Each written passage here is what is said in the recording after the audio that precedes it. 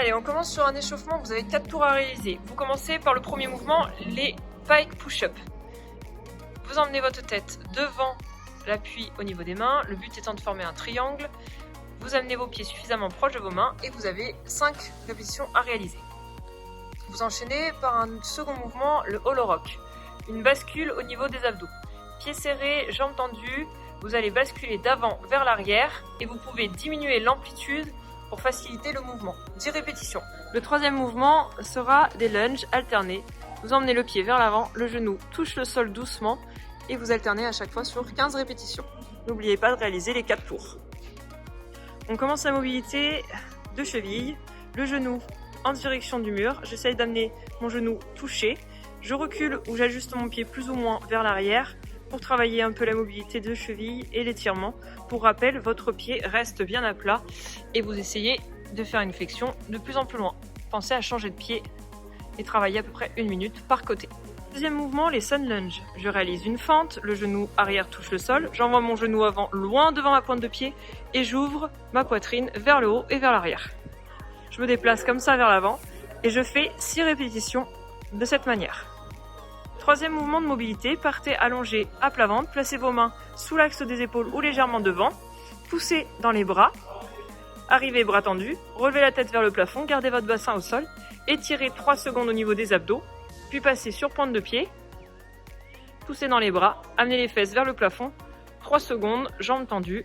Je peux même coller mes talons un peu plus au sol si je veux étirer l'arrière de mes mollets et de mes cuisses. 10 passages sur ce mouvement. On poursuit sur la mobilité des poignets. Mobilisez bien pendant 1 à 2 minutes. Vos poignets dans tous les sens, à l'endroit, à l'envers. Mettez du poids vers l'avant. Faites des rotations au niveau des épaules. On termine avec les shoulder floor. Les fesses restent en contact avec les talons. J'emmène mon front en direction du sol. Je tends mon bras vers l'avant. J'essaye de le décoller, paume de main ouverte vers le plafond. 3 secondes d'étirement. Puis je relâche. Je fais la même chose de l'autre côté. Vous faites 3 passages par bras, ce qui vous fait 6 passages au total. On commence sur la partie A, le travail de stabilité au niveau des épaules. Vous aurez 8 passages à faire, 30 secondes de travail, 30 secondes de récup. Placez vos mains un petit peu plus larges que les épaules. Vous placez la charge, balai ou PVC au-dessus de la tête. Serrez les fessiers, essayez de rentrer vos côtes au maximum, de serrer les abdos et maintenez la charge 30 secondes au-dessus de la tête sans bouger. Vous aurez ensuite 30 secondes de récup. Pour le groupe de niveau B, ce sera exactement le même travail, sauf que vous devrez repousser la charge vers le haut et marcher en essayant de vous tenir le plus droit possible. Serrez les abdos au maximum. 30 secondes maximum de distance en marchant, 30 secondes récup. Pour le groupe de niveau C, vous travaillerez toujours en overhead, sauf que vous devrez réaliser des fentes à la barre. Le genou touche le sol, je repousse. Pareil, 30 secondes maximum de travail, 30 secondes récup. On pourra complexifier l'exercice en travaillant également à la dumbbell, en ayant un travail un peu plus unilatéral. Et du coup, 4 passages bras droit, 4 passages bras gauche. Sur la partie B, qui sera 5 séries de 1 minute 30 de travail. Quand j'aurai réalisé mon complexe, je récupérerai le reste du temps. Je dois faire 3 répétitions en strict press debout, behind the neck. Donc le PVC où la charge vient toucher les trapèzes et finit au-dessus de la tête. Ensuite, je viens me placer en position de squat tout en bas et j'ai 2 répétitions en saut press, les trapèzes à au-dessus de la tête. Puis ensuite, j'ai 1 répétition à faire en overhead squat.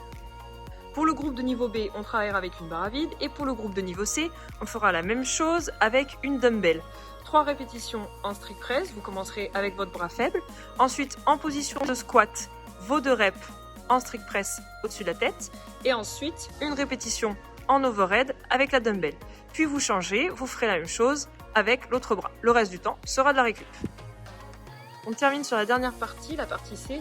Vous avez un fort time à réaliser de 15 minutes. Vous commencez avec 3 répétitions en overhead squat.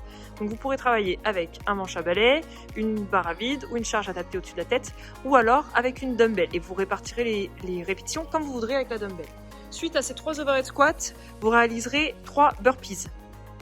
Je m'allonge au sol, j'envoie les pieds vers l'arrière, je ramène les pieds en direction des mains et je finis par un petit saut. 3 répétitions sur les burpees.